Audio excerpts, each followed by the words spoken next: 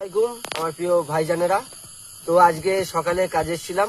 কাজে আসার পরেই দেখলাম যে লঙ্কা গাছ, তো লঙ্কা গাছে এত পরিমাণে লঙ্কা ধরেছে। আর মালয়েশিয়ার বুকে কি মানে শাকসবজির তো এমনি বন্ধুরা দাম বেশি, কিন্তু লঙ্কাটার দাম যে কাঁচা মরিচের দামটা একটু অতিরিক্ত বেশি। তো আমরা বাগানে টুকটাক শাকসবজি পাই, তো আজকে লঙ্কা গাছ দেখেছিলাম। তা লঙ্কাগুলো দেখেন বন্ধুরা, আপনাদেরকে দেখাচ্ছি কত সুন্দর লঙ্কা, একদম কাঁচা লঙ্কা।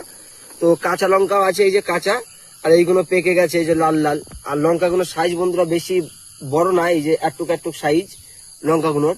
কিন্তু লঙ্কাগুলো বন্ধুরা এত পরিমাণে ঝাল, মানে ধারণার বাইরে। ঠিক এই কটা লঙ্কা যদি তরকারিতে দেওয়া হয়, একটা তরকারি হয়ে যায়, এত পরিমাণের লঙ্কাই ঝাল। আর এই লঙ্কাগুলো মোটামুটি এক সপ্তাহ চলে যাবে।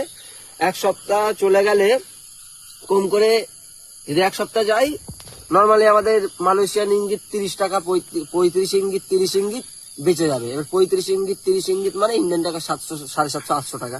তো লঙ্কাটা কোনোদিনই তুলতে পারিনি, আজকে দেখিনি কোনোদিন, আজকে প্রথম দেখলাম। তো এতগুলো লঙ্কা হয়েছে, দেখা যাক নেক্সট টাইম যদি কোনোদিন আবার পাই তো লঙ্কা আর কিনতে হবে না। আল্লাহ হাফেজ বন্ধুরা।